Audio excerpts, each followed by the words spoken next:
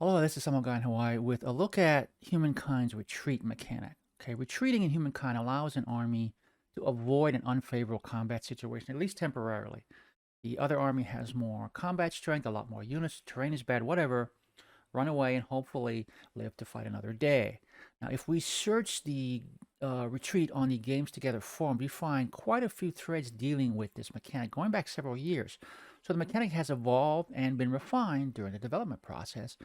I, however, still think it needs tweaking because no mechanic has continually frustrated me more since day one. So, what is a retreat? Well, the Humankind Encyclopedia has a very generalized explanation. The Humankind Fandom Wiki goes into a bit more detail. Let me summarize my understanding of the mechanic from both these descriptions and a lot of actual gameplay. The retreat is a specialized mechanic that only becomes an option when one army has technically already attacked another.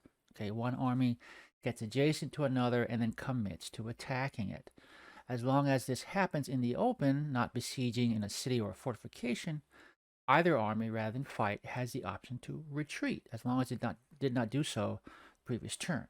Okay? If it's the defender, usually it's the defender, but the attacker also has the option if the defender decides to fight. So if either force then hits the retreat button, several things happen. First, the retreating army is moved in a random direction using its maximum number of movement points, terrain permitting, regardless of how many movement points it may have already expended that turn. Okay. Second, that retreat movement ignores all zones of control, regardless of unit type. Third, if the retreating army was the target, in other words, the attacker did not, after initiating contact, then decide to back away first, any remaining movement points the attacker had prior to that turn, the attack that turn, are reduced or eliminated. And fourth, on the following turn, the retreating army only gets half its normal movement points and can do nothing but move. No attacking, no ransacking, no establishing outposts, that kind of stuff. Okay. So with the exception of the zone of control mechanic, I have no problem with any of these individually. They all exist to serve the basic idea to give the retreating army a chance to make good its escape. Not a guarantee, but a chance. However, when we start combining two or more of these things, we sometimes get some very strange outcomes. Combining random direction with full movement in particular often drives me nuts. Okay, this is what retreating can look like.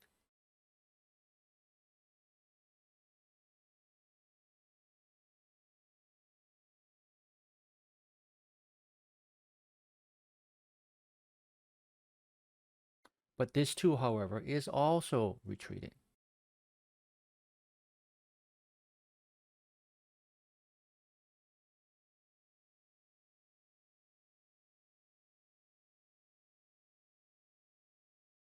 Okay. This unit, which does not normally ignore zones of control, retreats through one instead of taking this alternate route. Okay. This horseman is effectively trapped but manages to escape. And yes, horsemen ignore zones of control, but in this particular situation, should it? Okay. This movement here is not a retreat. Okay, this is an advance. If your opponent is in front of you and you move past them, that's an advance that would not be possible without the extra movement points and sometimes the ignorance of zone of control conveyed by the retreat mechanism. And I submit that that's a problem.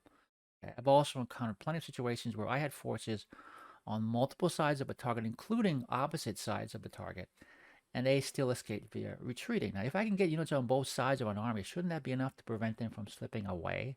Okay. So let's assume we all agree for now that these things are a problem. How do we fix them? A couple of ideas. One idea, lower the number of maximum possible retreat directions from 5 to 3, specifically the 3 directions directly away from the attacker.